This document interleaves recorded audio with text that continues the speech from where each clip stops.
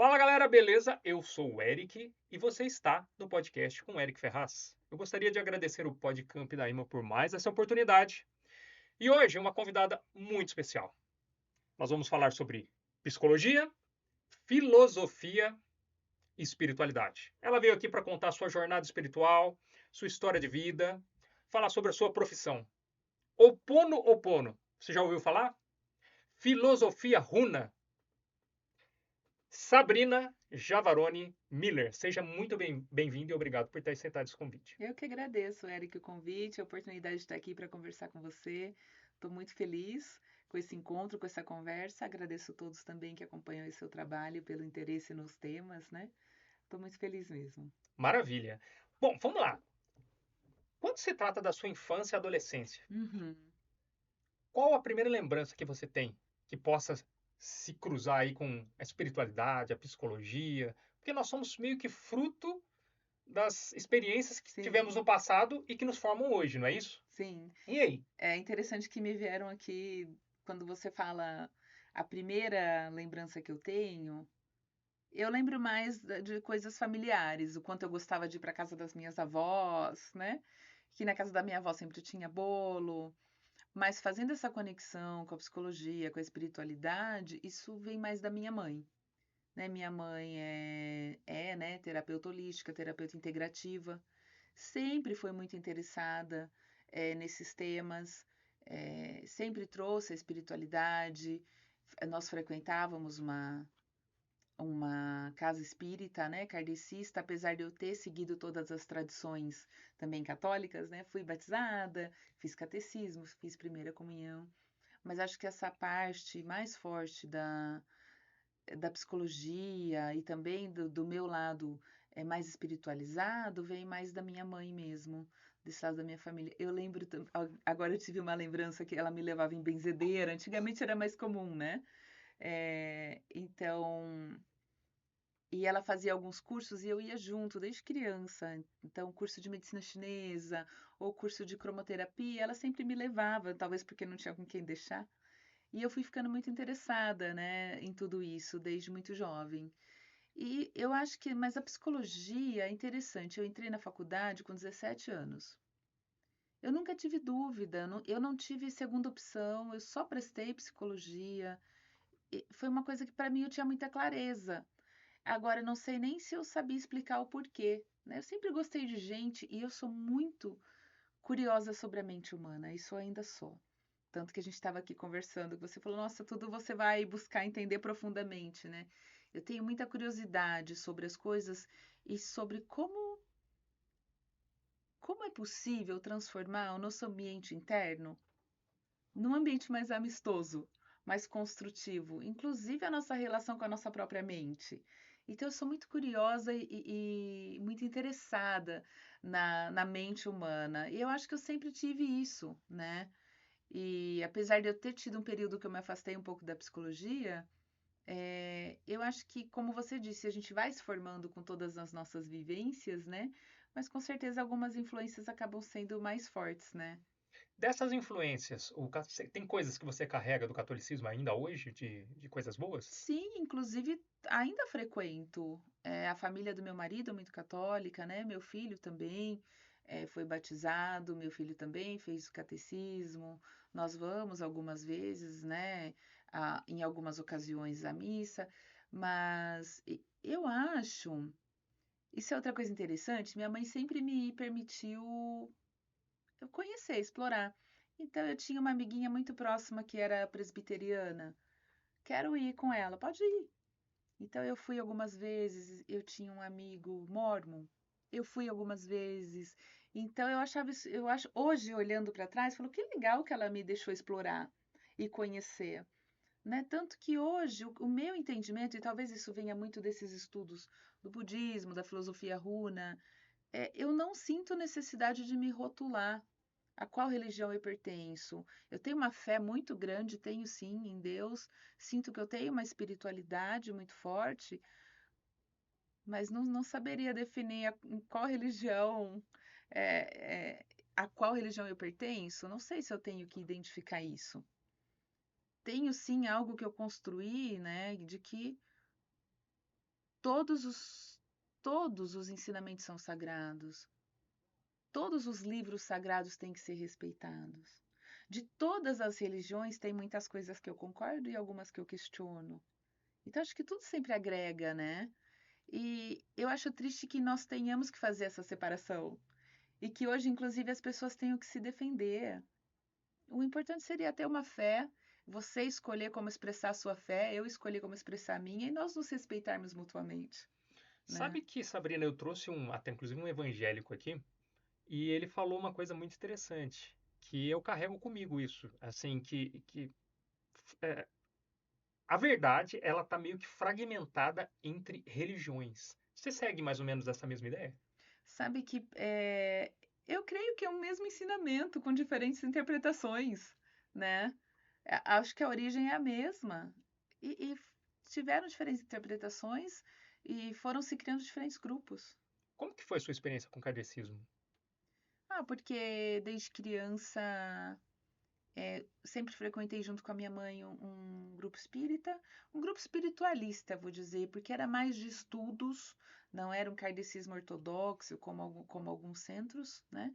Mas era um centro, como a gente diz, de mesa branca, né? Que então estuda o evangelho, mas tinha dias de estudos também de temas variados, e eu acho que tem muita sabedoria que vem dali também, né? Eu gosto de ir agregando conhecimentos e entendendo a conexão entre eles. E claro, eu vou pegar o que faz sentido para mim, mas também isso me ajuda a ter, creio que, maior respeito pelo que o outro acredita, porque vai ter alguma base em algum lugar. Como eu te disse, muitas vezes é só uma interpretação diferente da mesma coisa, né? O que eu acho realmente uma pena, como eu disse, é que hoje isso não essa separação que foi criada dentro das religiões hoje cria até desrespeito, conflitos, né? Sendo que deveria ser apenas um direito de escolha de cada um, de como expressar sua fé, né? Sem dúvida. Aos 17 anos, a psicologia entra na sua vida, então. Sim. E aí? Ah, eu sou apaixonada pela psicologia, eu sou suspeita, né? Não creio que foi, né? Algumas pessoas buscam a psicologia até por um processo de autoconhecimento, de querer uma cura de algo. Eu não creio que foi o meu caso, eu realmente queria entender a psicologia e trabalhar com a psicologia, né? Mas acaba que você entra, assim, num entendimento mais profundo, né, do seu eu. Mas a psicologia, a faculdade de psicologia não oferece esse caminho terapêutico. Ela traz a ciência, né? As diferentes abordagens, as funções e disfunções do comportamento da mente humana, diferentes abordagens de tratamento. Então, é um estudo científico mesmo, é, que vai te incentivar a buscar um autoconhecimento através de você, então, buscar uma terapia, né? Não é um espaço, a faculdade de psicologia, que oferece isso daí. E você sabe que eu tive uma amiga que ela cursou, né, psicologia, ela era da igreja, tudo, e ela chegou à conclusão de que todos os estudos que ela fez, tudo que ela aprendeu ali, de que Deus não existe e que ela iria abandonar a fé cristã para seguir o ateísmo. Tá? No seu caso, você tem o lado da ciência, com você da psicologia e também da espiritualidade. Quer comentar alguma coisa a respeito disso? Eu acho, o que eu vejo em algumas pessoas é que elas sentem uma necessidade de escolher entre a ciência ou a religião. Então agora eu acredito na ciência. Não pode Como, agregar os dois. como se isso te impedisse de acreditar em Deus ou de ter uma religião, uma espiritualidade. E tá tudo bem para quem sente essa necessidade e de agora seguir apenas a ciência. Eu sinto que eu convivo bem ali entre os dois mundos. Eu entendo, claro, eu escolhi atender na psicologia, né? Que é uma ciência e tem uma abordagem que eu sigo, isso é uma coisa. E eu tenho a minha espiritualidade, as minhas crenças, outras até práticas que eu gosto, como a meditação, a aromaterapia, isso é meu, né? E eu convivo bem, inclusive eu sou muito acadêmica, né? Fiz pós-graduação, mestrado, eu gosto da academia, mas eu não entendo que isso tenha que me separar da minha espiritualidade. Mas algumas pessoas acabam entendendo que sim, que tem que escolher ou a ciência ou a espiritualidade. Fenomenologia É, e psicologia positiva. Você se especializou nisso. São minhas abordagens, Vamos isso. lá? Vamos falar um pouco disso? A gente tem que escolher, né, no último ano de faculdade, uma abordagem para atender na clínica da faculdade, que normalmente é aquela que você já vai seguir. E ali eu escolhi a fenomenologia. É a abordagem mais filosófica, vamos dizer, na psicologia, que tem uma base na filosofia de Heidegger, né? E que traz o ser humano como um fenômeno. Por isso a fenomenologia. Então, você não tem que categorizar as pessoas dentro de caixinhas, vamos dizer. Você vai entender como aquele indivíduo experimenta os fatos, as experiências da sua vida. Então, cada indivíduo é um fenômeno único. Eu gosto disso, porque isso vem de uma visão mais integrativa que eu tenho mesmo, de que realmente cada ser humano é único. Né? Então, você pode ter até o mesmo quadro, são dois pacientes com depressão. Não tem a mesma origem, vocês não lidam da mesma forma, não têm os mesmos sintomas, não tem a mesma causa. Então, realmente tem essa subjetividade do ser humano, né? E a fenomenologia vem muito daí. Depois, depois de um tempo que eu dei ali da psicologia, quando eu decidi voltar, falei, nossa, preciso me refamiliarizar com a psicologia, fui fazer uma pós e fui escolher do que eu ia fazer. E é ali que eu conheci a psicologia positiva, que é a área mais recente da psicologia, né? A psicologia positiva surge no final dos anos 90, comecinho dos anos 2000, então é recente, mas tem um embasamento científico muito forte e ela traz algo que eu gosto muito, que é o seguinte, não é só o tratamento da disfunção, é o bem-estar, é como preservar o bem-estar, é como entender as características que te fortalecem. Então, não estuda só o que é disfuncional. Então, quando você agrega a psicologia positiva ao processo psicoterapêutico, enquanto você trata o que é disfuncional, você também vai trazendo o que fortalece aquela pessoa, o que promove o bem-estar, quais são os pontos fortes dessa pessoa. Então, acaba que é um processo leve. É um processo leve e muito eficaz, porque ela vai lidando com o que está difícil, mas vai se fortalecendo no caminho, né? Então, foi uma junção que para mim fez muito sentido. E a filosofia runa? Quando é que entra na sua vida? Ai, filosofia runa, ela tem um lugarzinho especial aqui no meu coração. E ela entra num momento conturbado da minha vida, porque as pessoas, inclusive, quem me conhece hoje, fala assim: não consigo imaginar que você era agitada. Eu falo que eu não rodava nem no 220, era no 330. Eu era muito agitada. E teve uma época que eu entrei num turbilhão criado pelos meus próprios excessos. Eu fazia tudo demais. Eu corria demais, eu tinha compromisso demais, eu trabalhava demais, tudo demais.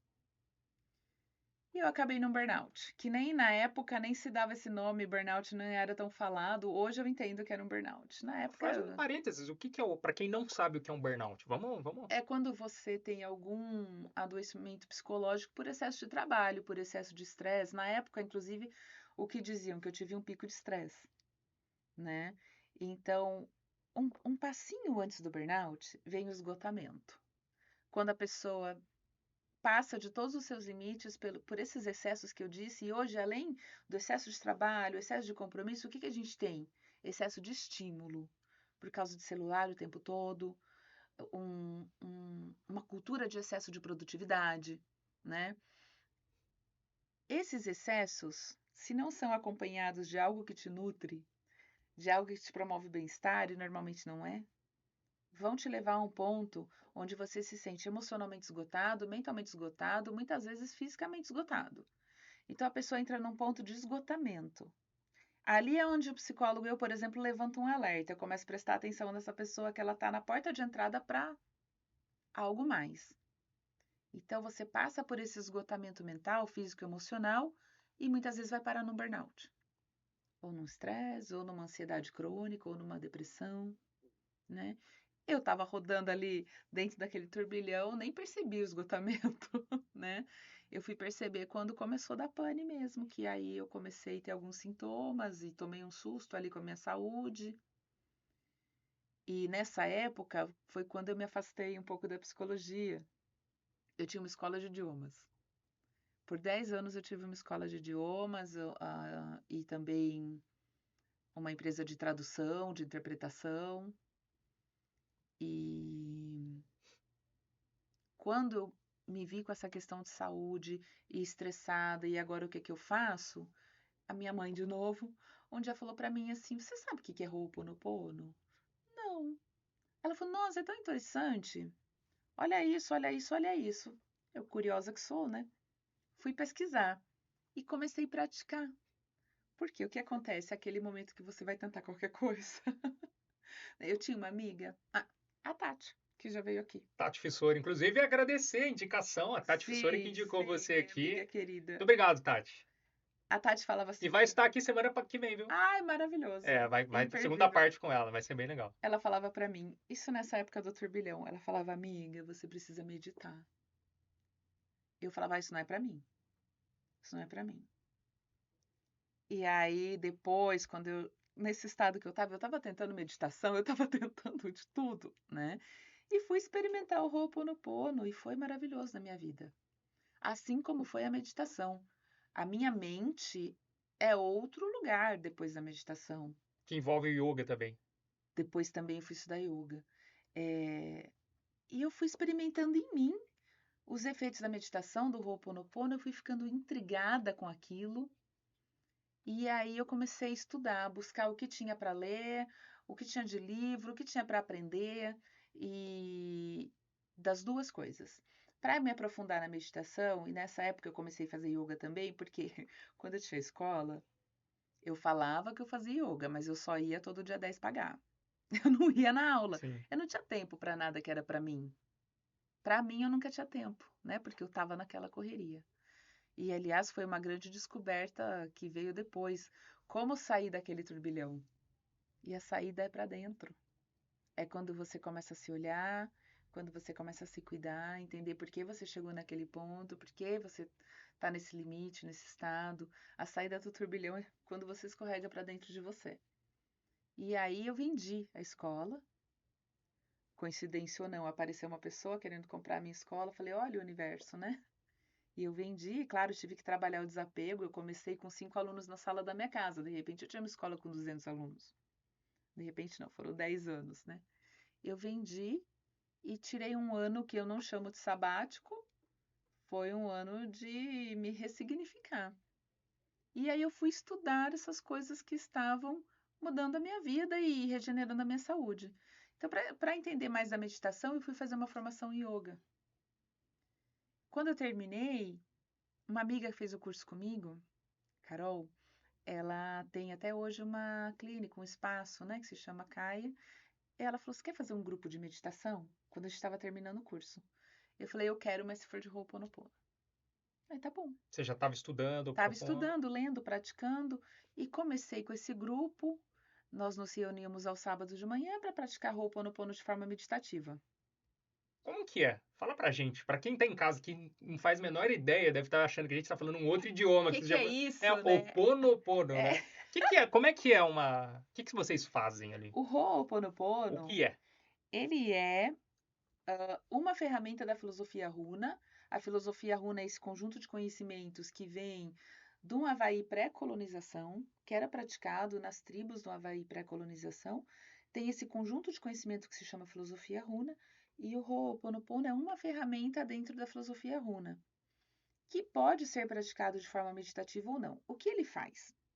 Imagine que nós nascemos como uma tela em branco. Um bebê, se eu coloco um bebê aqui de frente para nós dois, ele não vai julgar. Ele não vai falar, gostei, não gostei desse boné, ou gostei ou não gostei dessa TV. A gente não nasce julgando. A gente não nasce com crenças. É isso que a gente chama de o estado zero, né?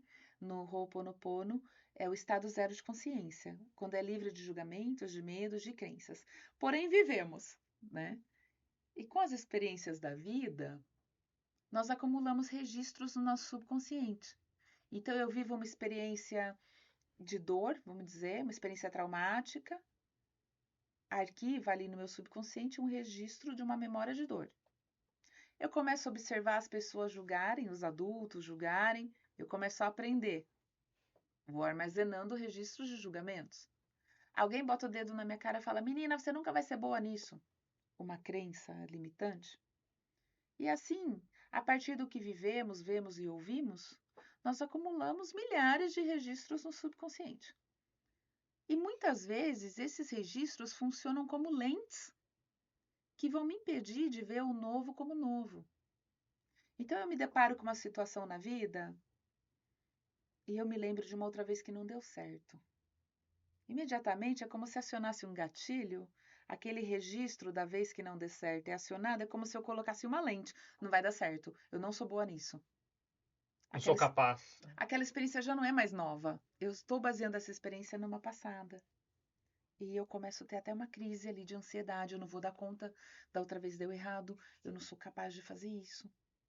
O Ho'oponopono é uma técnica que vem transmutar esses registros no subconsciente. A partir de uma prática muito simples que pode ser feita de forma meditativa. E, de novo, dentro do Ho'oponopono, essa é uma ferramenta, que é a repetição do mantra das 4 frases: sinto muito, me perdoe, te amo, sou grata. Hoje as pessoas têm quadro, camiseta, tapetinho, mas muitas vezes não sabem a profundidade disso, né? Então, como seria uma prática meditativa do Ho'oponopono? Primeiro você faz uma respiração, porque os kahunas entendiam muito a importância do o que na filosofia hindu a gente chama de prana, ou que a gente chama de energia vital. Os havaianos chamam de mana, que é essa energia que está em tudo, que está na natureza, que a acupuntura usa quando usa os nossos meridianos, né? Ela está trabalhando com energia sutil. Então, entendendo a importância do acúmulo de prana, primeiro você faz uma respiração profunda, uma para acalmar a mente e outra para se recarregar de prana, de mana. Depois você coloca uma intenção. É como se fosse um pedido. Imagine que você tem uma situação muito comum, medo de falar em público. Como seria o Ho'oponopono para essa situação? Inteligência divina. Você sempre se conecta com as suas memórias e com a inteligência divina, com a fonte. Inteligência divina, eu sinto muito. Por favor, me perdoe, limpe e cure em mim todas as memórias, medos, crenças e julgamentos que fazem com que eu tenha medo de me expressar em público, de falar em público. E por favor, transmute em pura luz, cura, libertação e autoconfiança, não sei. Você coloca essa intenção que faça sentido para você. Com essa intenção direcionada às suas memórias, aos seus registros e à fonte, você vai entoar as 4 frases. Sinto muito, me perdoe, te amo, sou grata. Sinto muito, me perdoe, te amo, sou grata. Sinto muito, me perdoe, te amo, sou grata. Como um mantra. Não são 4 frases aleatórias, né? Sinto muito te conecta à humildade de que você reconhece que algo não está como deveria, porque o Ho'oponopono parte do princípio de que nós nascemos para sermos felizes, saudáveis e prósperos. E se isso não acontece, há, entre aspas, um erro, algo não está como deveria. Então eu sinto muito por isso ter acontecido, é humildade. Me perdoe. O perdão é o que há de mais libertador. E no Ho'oponopono, muitas vezes é o auto-perdão. Muitas das vezes é sobre auto-perdão. E não tem nada mais libertador que perdão. Te amo. Todos nós já sabemos, isso deve ter sido dito aqui muitas vezes, o poder curativo do amor, né? Então, quando você coloca o amor, é uma energia de cura. E a gratidão, ela tem esse poder de manifestar, né, aquilo que você pede, de ser grato, porque você sabe que aquilo vai acontecer, ou pelo que você já viveu também. Então, não são 4 frases aleatórias, é um combo bem poderoso ali, na verdade. Então, você entoa as frases como um mantra. E a gente já sabe o poder da repetição, né? O, o yoga, por exemplo, trabalha muito com mantras. As meditações com mantras vêm muito da filosofia hindu. E a gente entende que tudo que é repetição te ajuda a acessar seu subconsciente. Onde estão os registros? do subconsciente. Então, assim, é realmente uma prática muito interessante. E eu dei esse exemplo de falar em público, mas, por exemplo, algo que eu escuto muito, ai, Sabrina, eu tenho um problema com o meu pai, mas eu não quero falar perdão para ele que tá errado. E aí é uma interpretação até equivocada da prática, porque eu não estou dizendo sinto muito, me perdoe, te amo, sou grata para o meu pai, para as minhas memórias que me fazem ter dificuldade de ter relação com o meu pai. É para essas memórias e para a fonte criadora que eu direciono as frases. Isso vai reverberar até meu pai? Ah, muitas vezes sim.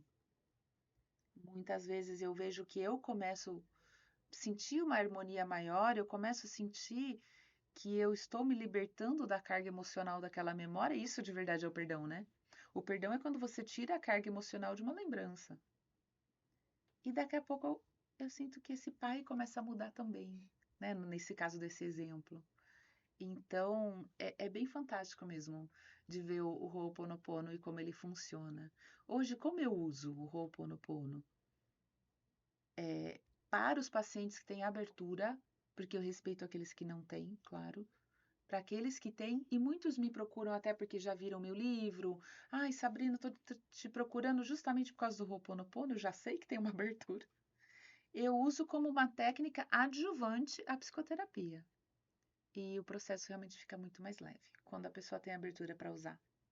Você falou do divino, que é Deus para você. Amor. Consegue imaginar? Ele é uma fonte criadora, é uma pessoa? Como é? Ele se comunica com a gente? Eu acho que eu entendo que temos uma centelha divina dentro de nós, né? É, não sei se ele tem uma forma de pessoa, acho que se ele quiser, ele pode ter. Mas a resposta que me vem é amor. Eu acho que é essa fonte de amor incondicional, né? Eu não acredito num Deus que pune, né? Que tem muito o temer a Deus. Eu acho que nós temos que temer a consequência das nossas escolhas. Eu acredito num Deus amoroso. Eu acho que ele é amor. E acredito que com essa centelha divina dentro de cada um de nós, existe sim dentro de cada um de nós a possibilidade de se conectar a esse amor incondicional. É que a gente mais se afasta disso do que busca isso, né? Muitas das vezes. Mas eu acho que o ser humano se limita por não buscar, e eu inclusive, eu creio que não buscamos todas as possibilidades, tudo que está dentro de nós. Registros emocionais. A gente carrega isso desde o ventre materno? Por exemplo, Sim. é? Por exemplo, tem situações que o bebê está ali no ventre materno, acontece alguma coisa e ele vai carregar esse trauma para a vida? Vai, porque até a gente faz isso até na anamnese, né? É importante saber como foi a gestação. Faz no É, quê? na anamnese, aquela conversa que você tem na primeira sessão de psicoterapia, ou ao Amnésia? longo, né? Anamnese. Anamnésia. Ou ao longo das sessões, quando você vai buscando conhecer aquele paciente, como é que tá a saúde, como é que tá a rotina. Muitas vezes você tem que entender também como é que foi a gestação e o parto. Algumas linhas mais que outras entende que tem sim uma carga emocional que vem daí. E antes? Você imagina que a gente pode carregar algum reflexo de antes de vir para esse mundo? Aí algumas religiões vão falar sobre a reencarnação, de que a gente já viveu uma outra vida numa outra época. O que você acha, por tudo que você já estudou? Você acha que a gente pode trazer algum reflexo de lá? Eu acho que muitas linhas trazem o karma e o dharma, né? O espiritismo fala de karma, o budismo fala de karma e de dharma, a filosofia do yoga fala de karma e de dharma. Quer falar um pouquinho da diferença dos dois? Dar uma Eu pincelada? acho que é legal porque é o que eu entendo que o que vem com a gente? O karma, que são aquilo que a gente tem que aprender, né? Que é, né? Aquilo que a gente tem que aprender nessa vida. São as experiências que nós vamos viver para ter os aprendizados e a evolução necessária nesse plano. Então, e muitas pessoas entendem o karma como uma sentença. Ai, é meu karma ter essa doença, ou é meu karma ter esse relacionamento. Eu não entendo como uma sentença, eu entendo como um aprendizado. Se eu aprendi o que eu tinha que aprender com aquela experiência, eu posso curá-la, tá? Essa doença veio para me ensinar algo, como o meu burnout. Junto com o burnout, eu tive um tumor na hipófise, né? Benigno, graças a Deus, mas foi um susto. Mas veio para me ensinar muita coisa, veio para me trazer de volta para mim, para me tirar daquele turbilhão. Recalculou a rota da sua vida? Sim. E aí, talvez tenha sido um karma, sim. Mas se eu aprendi com ele, eu posso me curar. Como foi a cura desse tumor? Então, quando eu fui fazendo as mudanças na minha vida, eu fui diminuindo muito o ritmo, eu parei um ano para só estudar e praticar yoga e meditação e Ho'oponopono. Inicialmente, felizmente, eu não precisei de cirurgia. O médico falou: nós vamos acompanhar.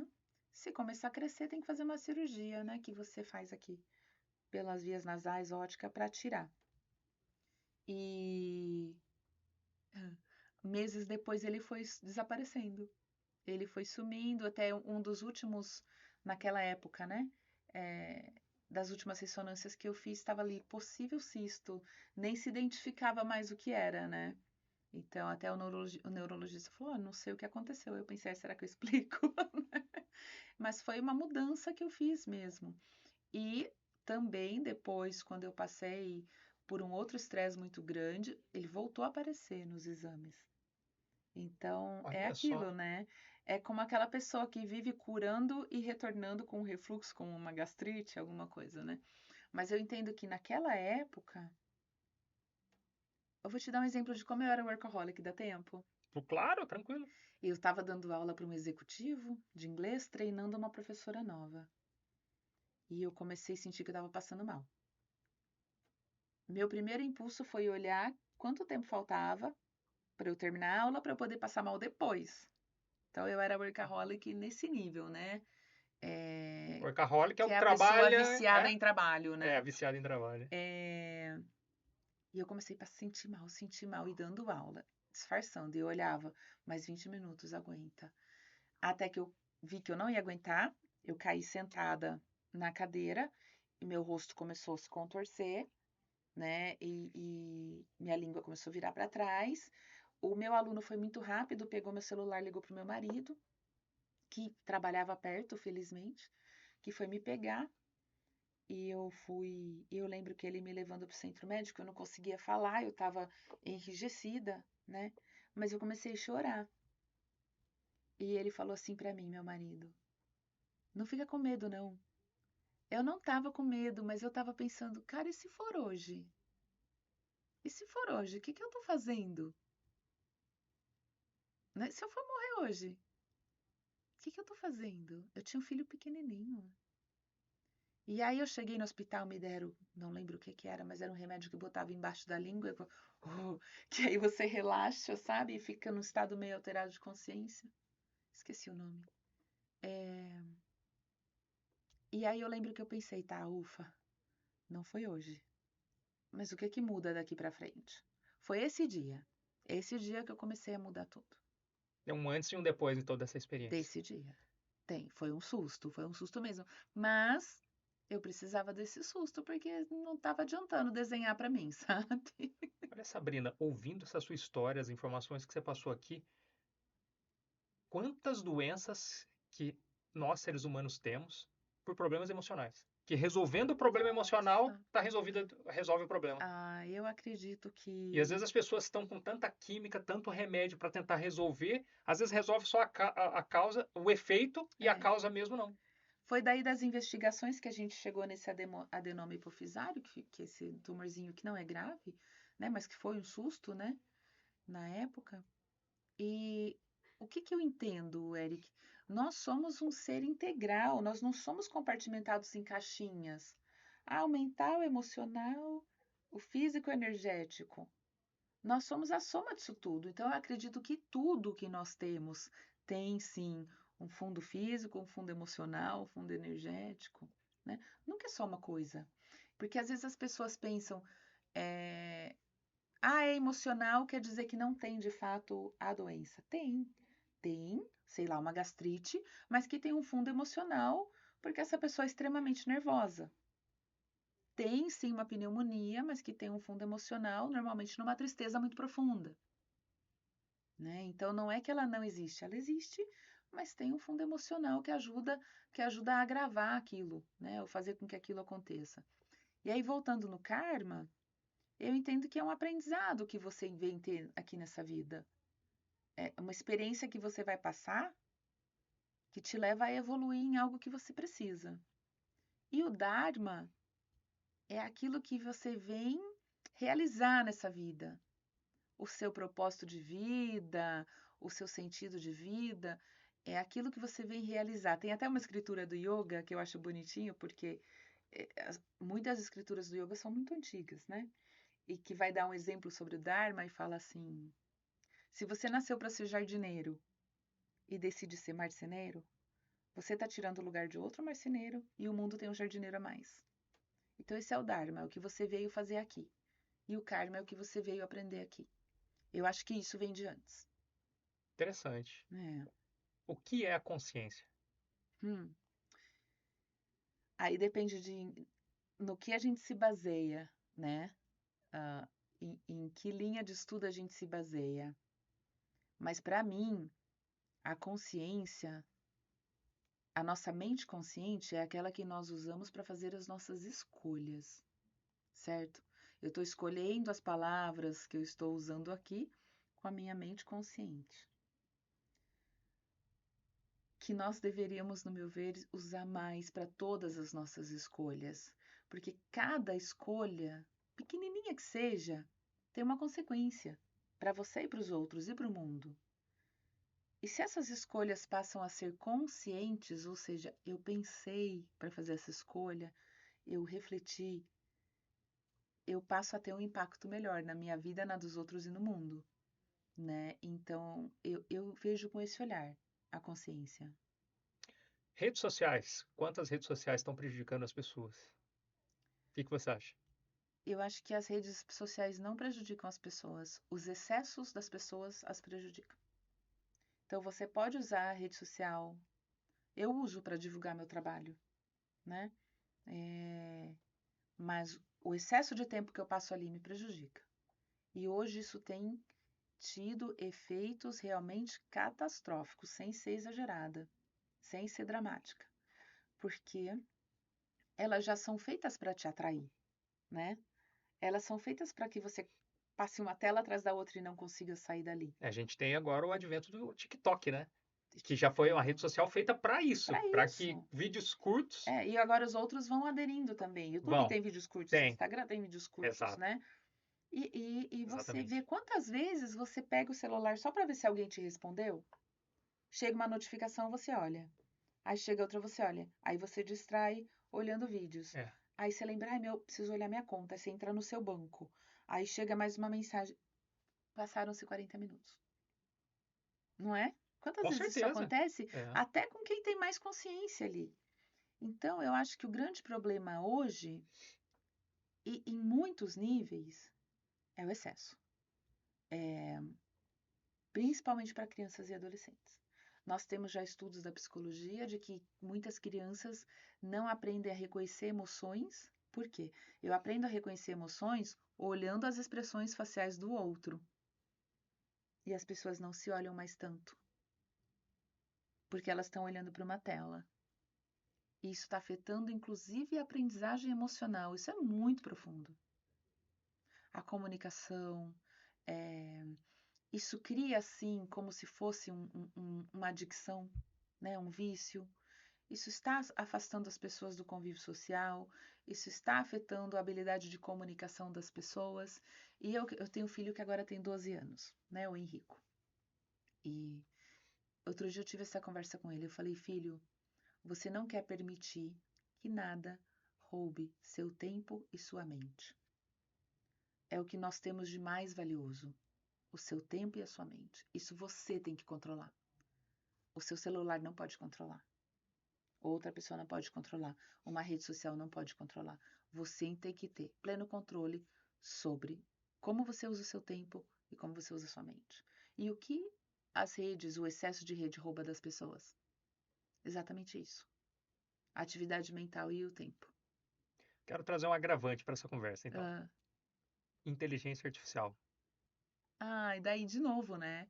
Ai, Porque nós vamos ter uma mudança no mundo aí nos próximos, vamos pegar 5 anos, né? Até 2030, com o avanço da inteligência artificial, o mundo vai ser completamente outro, as redes sociais serão ainda mais aperfeiçoadas, sim, né? E eu acho que essas habilidades sociais vão diminuir ainda mais, né? é. De novo, o problema não é a inteligência artificial, Não é como nós a utilizamos. perfeito. É como nós utilizamos. Né? Tudo eu posso usar para o bem, tudo eu posso usar para pesquisar, para conhecer, para criar algo bom. Mas nem sempre é a escolha que nós fazemos, né? E hoje eu vejo pessoas fazendo amizade com o chat GPT, né? O que Exato. tá tudo bem também, mas pede conselho, conversa, não sei o quê. O problema é isso substituir uma amizade real. Isso é substituir as trocas sociais. Nós somos seres sociais, né? Então, de novo, a- as coisas, sejam o que for, só têm impactos negativos dependendo de como nós as utilizamos. Isso que você está falando é tão real. Eu vou te falar de um caso de um amigo que talvez vá assistir aqui. Eu não vou citar o nome dele. Tá? E de pessoas que eu vi já em comentários na internet, Facebook e tal. é, Pessoas falando que, assim, sei lá, a salvação para elas no campo amoroso, afetivo, vai ser a inteligência artificial com os androides. Isso já existe, né? Já, assim, não existe o Android, mas já existe uma imagem de uma pessoa que é criada em tela, né? E com quem a, a, a pessoa viva tem uma relação com essa pessoa que é uma inteligência artificial, de namoro, por exemplo, mas só se conhecem ali nesse mundo virtual. Isso já existe. Exatamente. Pornografia e psicologia e espiritualidade. Quer trazer alguma coisa? Muitas pessoas viciadas nisso também, né? A pornografia é uma forma de, quando é viciada, como você disse, né? É um comportamento compulsivo. Então, de novo, tudo que é excesso é prejudicial, né? E é muito comum, por exemplo, um homem, por exemplo, conseguiu se livrar da adicção em drogas. Ele começa a ver um excesso de pornografia. Ele transferiu o comportamento compulsivo para a pornografia. Ou outros começam a correr loucamente todo dia. É maravilhoso, transferiu a compulsão para algo mais saudável, né? Mas aí o que tem que ser tratado é o comportamento compulsivo, porque tudo que é excesso acaba sendo realmente prejudicial para a gente. Bom, nós falamos então do antes, do durante, agora eu quero falar do depois. Ah, Nós falamos de uma ideia, de um possível projeto para que a gente viesse a esse mundo, sim. do feto no ventre materno, da criança já nascida, das suas experiências, né? Se você tivesse partido daquele dia, como você imagina a morte? Até quem me conhece dá risada, porque eu tenho como eu gostaria que fosse. Vamos lá. E eu já falei que se não for assim, talvez eu fique decepcionada. Como eu gostaria. Tá- Se eu tivesse como deixar uma caixinha de sugestões, É, como eu gostaria que fosse.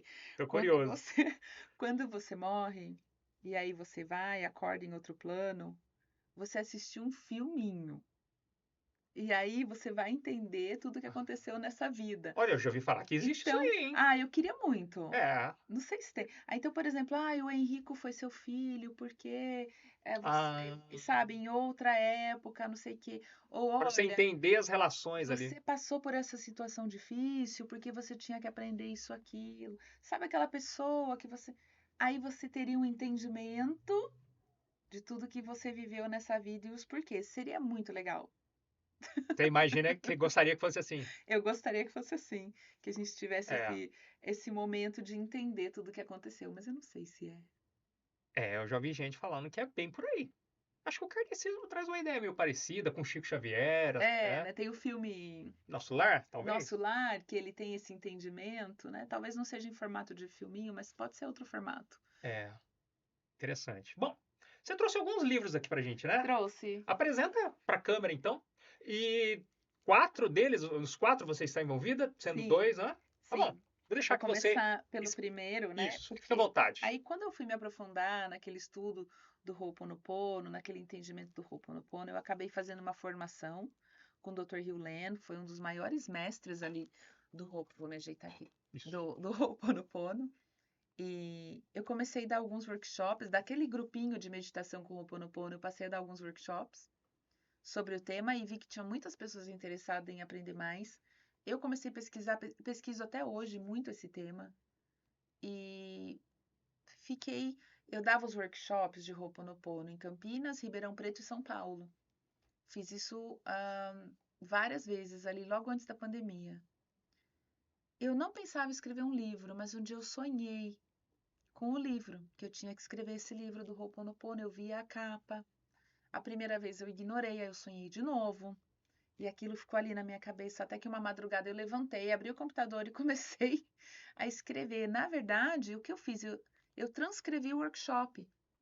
Porque quando eu entendi o quanto essa ferramenta é transformadora, e quanto é simples, e quanto é baseada no amor, na gratidão, em coisas boas, eu falei, eu quero expandir isso.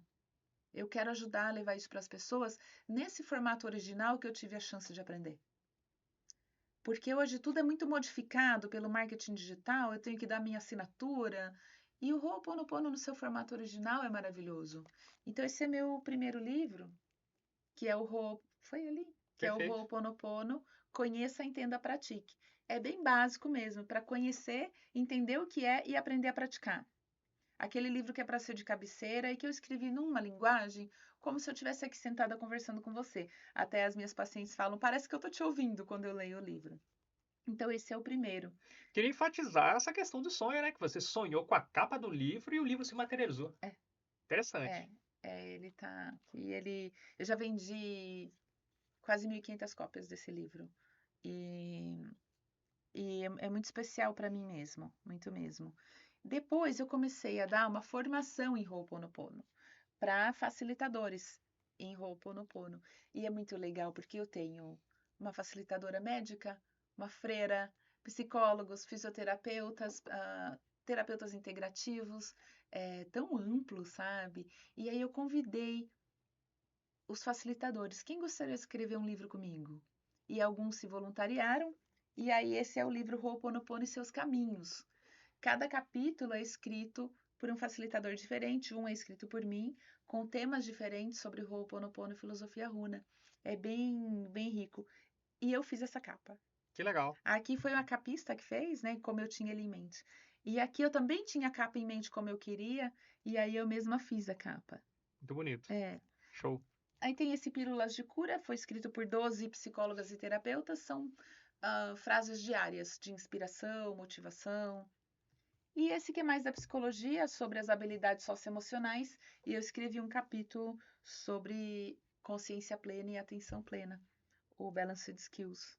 E agora eu estou ensaiando para transformar minha tese de mestrado em um livro sobre segurança psicológica e outro mais aprofundado em filosofia runa. Porque quanto mais eu aprendo, mais eu fico apaixonada nessa filosofia. Falamos dos livros. Tem filmes e séries que envolvem espiritualidade, psicologia que você tem para indicar aqui para os nossos telespectadores cinéfilos aqui do canal? Da psicologia, eu tenho duas séries que eu gosto muito.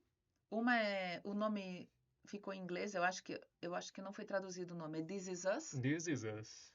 Alguém já falou dessa Ele é série aqui. maravilhoso, É. inclusive tem psicólogos na produção. Então ele traz temas como depressão, ele traz temas como Alzheimer de uma forma tão leve, tão clara, muito bem feito. E outro que segue a mesma linha é uma série que se chama Um Milhão de Coisas. 1 milhão de coisas? Em inglês é A Million Little Things, que também traz esses temas do suicídio, do burnout, do tratamento oncológico, que é emocionalmente muito pesado, né? E também de uma forma leve, com uma visão da psicologia ali na produção, é muito legal mesmo. Você tratou num ponto crítico aqui, que é a questão das pessoas que estão desistindo da vida. É, Você gostaria de passar uma mensagem para quem está em casa agora, de repente caiu de paraquedas nesse vídeo, pensando em desistir, acha que não tem mais solução e de repente está assistindo aqui o nosso podcast? Qual mensagem você deixaria para essa pessoa? Pode falar diretamente para a câmera, fica à vontade. eu sei que alguns dias são sem cor. Alguns dias parecem cinza, algumas fases da vida parecem não ter brilho, Alguns problemas parecem não ter solução, mas é possível recuperar esse brilho, é possível recuperar a cor de cada dia, é possível solucionar os problemas. É um passinho de cada vez, é escolhendo estar bem, buscando ajuda, buscando apoio, acolhendo as suas fraquezas, acolhendo as suas emoções, mas não desistindo de você, não desistindo dessa pessoa que é única, que é especial e que ainda tem muito o que cumprir, muito o que realizar. Então, qual é o caminho normalmente? O caminho é escolher fazer aquilo que te faz bem, escolher estar com quem te ama, escolher fazer um pouquinho que seja por dia, por si. Hoje eu vou fazer algo por mim. Hoje eu vou fazer algo que me faz bem. E buscar se agarrar naquela pontinha de esperança que sempre fica e permitir que ela se amplie dentro de você. Porque essa esperança cresça, para que você se fortaleça, para que você volte a ver cor, para que você volte a ver brilho e para que você consiga resolver tudo que precisa ser resolvido. Para que você possa sorrir de novo e ser feliz novamente. Eu Muito, acho que é isso. muito bem, Sabrina. Para quem quer conhecer o seu trabalho, quais são suas redes sociais, divulgue o que você quiser agora nesse momento. O que eu uso mais é o Instagram, que é o Sabrina Miller Oficial, né? Sabrina Miller, Muller Oficial.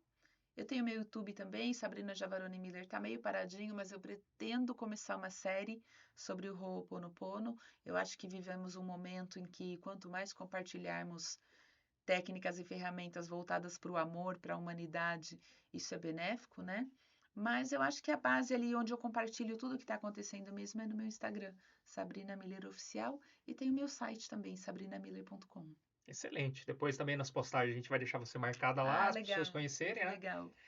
Já que a gente tem um tempinho aqui para finalizar, estamos na reta final, Tá. quer falar um pouquinho do budismo, que fez parte da sua vida também? Ah, o budismo surge porque nessa busca de entender como a meditação transformou tanto a minha vida, e aí eu fui pelo caminho do yoga. Depois eu comecei a me interessar pelo mindfulness. A psicologia positiva traz o mindfulness muito forte como uma ferramenta também e como um tratamento adjuvante ali ao processo psicoterapêutico.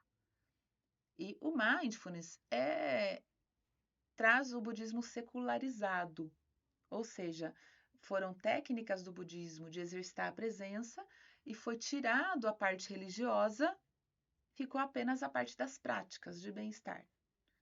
Mas quando você se aprofunda, você quer entender de onde veio, né? E aí, a partir do estudo do mindfulness, que eu acabei também me formando facilitador instrutor em mindfulness, eu fui estudar o budismo. E eu tive a chance na pandemia de fazer um curso online com um mestre budista. E foi assim, nossa, foi maravilhoso. Conta essa experiência. É uma filosofia, é um conhecimento que eu acho tão bonito. É tão baseado no amor, na presença. Eu nem sei se o budismo seria tanto uma religião, mas uma filosofia de vida mesmo, sabe? Que traz a importância do que? Da presença. E o que é a presença? É isso aqui, ó. Eu tô aqui, eu não tô fazendo outra coisa, eu não tô pensando outra coisa, eu estou inteira na nossa conversa, assim como você também está. Ou seja, nós estamos presentes nesse momento, vivendo esse momento plenamente, né? Se fosse o oposto, se eu estivesse aqui pensando em outra coisa, mexendo no celular ou fazendo alguma outra coisa ao mesmo tempo, eu não viveria esse momento, essa conversa plenamente. Eu ia esquecer alguma coisa que você falou, eu não ia assimilar algum conteúdo, né? E não ia ter essa experiência completa. Então, a base do budismo é ensinar a importância da presença, da impermanência das coisas, ou seja, tudo muda. A gente tem essa brincadeira, né? Tudo passa, tudo muda, e é verdade. As coisas são impermanentes. E da, eles têm ali a roda do Dharma que traz o quê? Agir com consciência. Não ferir o outro, não ferir a si, né? Ter consciência das suas ações e das suas escolhas e o não julgamento. O não julgamento é fundamental no mindfulness também. Essa presença não julgadora. Então eu não brigo com o momento presente. eu estou presente, aceito esse momento presente como ele se apresenta e utilizo da melhor forma possível, É. né? Quando você fala de budismo, de cara as pessoas lembram de um personagem, o Siddhartha Gautama, É, ficou muito o conhecido. Buda. E principalmente aqui fazendo o podcast, eu sempre gostei de estudar outros segmentos, né? Sim. Principalmente dentro do cristianismo e depois outras religiões. E eu vinha descobrir de uns tempos para cá que, por exemplo, o budismo, o Budi, né, é um estado, né? É o estado de Buda. Qualquer pessoa Uhum. pode ser É, Buda, não é é. uma pessoa, né? É um estado que ele buscava muito alcançar, né, Siddhartha. E ele saiu, ele era um nobre, né? E ele abandonou toda a riqueza para ir nessa busca. E ele buscava esse estado de plenitude.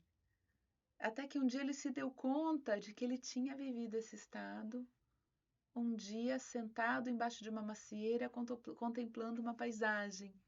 Foi aí que ele entendeu que era simples, né? Alcançar esse estado de presença, de plenitude. E daí que vem toda a teoria do budismo, né? Quer aproveitar para a gente finalizar, falar um pouquinho de aromaterapia e reiki?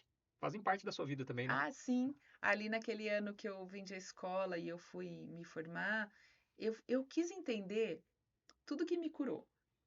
Então foi a meditação, foi o yoga, foi o Ho'oponopono.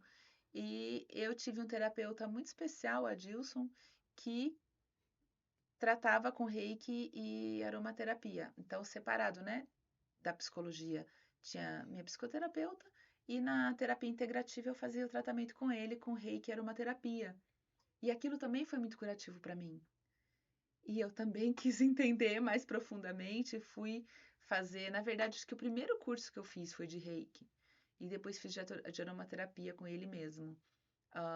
Não atendo com essas técnicas, porque você tem que escolher, né? Ou fazer os atendimentos com as terapias integrativas ou com a psicologia.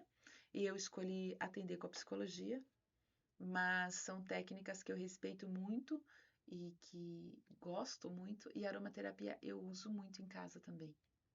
Meu filho, desde Usa pequenininho, como? em casa mesmo. Não. Então, por exemplo, meu filho leva uma picada de bicho desde quando ele era pequenininho. Mãe, tem olhinho? Porque eu vou passar um olhinho naquela picada. Ou para dores, ou para dormir melhor, ou porque está preocupado, ou porque está ansioso. Para tudo tem ali os óleos essenciais que são feitos da essência da planta mesmo, né? Da essência de cada planta, ou madeira, ou flor, por isso que chama óleo essencial. É diferente dos óleos das fragrâncias que são industrializados. E aí ele traz as propriedades daquela erva ou daquela planta. E aí você usa ou inalando, né? Ou passando, né? Topicamente no local. Ah, eu gosto demais da aromaterapia. E é aí que entra o poder da natureza. Ah, eu. Quer falar alguma coisa disso? Do poder da natureza? Eu não sei se todas as pessoas têm essa conexão, eu acho que se desenvolver, todas têm, mas eu acho que a natureza é uma grande mestre que nos ensina a todo dia, né? Se você observar os ciclos da natureza, quanta sabedoria tem que no inverno, né? Como se ela se recolhesse para depois voltar mais forte na primavera. E eu, eu me, eu me reconecto muito, me reenergizo muito com a natureza. Eu tenho essa conexão muito forte. Então, eu tenho minhas plantinhas que eu cuido lá em casa, então sempre eu arrumo tempo para mexer com elas, piso na grama, gosto de estar em lugares que tem muita natureza, por isso me recarrega. Então, aquilo que eu falei lá quando a gente falava do esgotamento, muitas vezes a gente tem atividades nas quais a gente se doa. Você está aqui gravando podcast, você está se doando, tá demandando energia sua, tá pensando nas perguntas, e aí tem o trabalho, e tem a família, e tem os compromissos, tudo isso é você, de alguma forma, gastando energia. Se Certeza. você não tem um momento na sua rotina que é de você nutrir a sua energia, que é de você se recarregar, uma hora essa conta não fecha, né? É como uma Porque bateria. só sai e não É, recarrega, o celular exatamente. carrega, né? E às vezes a É. própria E energia aí não. uma hora a conta não fecha. Então é legal saber o que te recarrega, o que te nutre. Excelente. Uma atividade física, um hobby, o contato com a natureza. E colocar isso na rotina. Por isso que eu te falo, eu abro espaço na minha agenda para, sei lá, no domingo de manhã mexer com as minhas plantas. Assim como eu vou dar um jeito de fazer minha corridinha ou minha yoga, que também me recarregam. E tudo isso é parte importante do autoconhecimento. Se eu sei o que me faz bem, maravilhoso, já estou meio caminho andado. Agora é colocar isso na agenda, Excelente, né? Sabrina. Olha, gostaria de agradecer a sua presença aqui. Ah, eu que agradeço. Espero que no futuro a gente possa marcar novamente, pra gente poder, quem sabe a gente faça um perguntas e respostas baseado nesse episódio. Com certeza, com Seria bem legal, né? certeza. Muito Tô, obrigado pela sua presença. sou eu que agradeço a gentileza, a generosidade aí na condução da nossa conversa. Fico à disposição, claro, sempre que você quiser. E agradeço a todos também que tomaram um tempinho aí para ouvir a nossa conversa. Obrigada. A você que está em casa, curta, comente, compartilhe, ative o sininho para as notificações, se inscreva no canal. É gratuito e até o próximo vídeo. Valeu!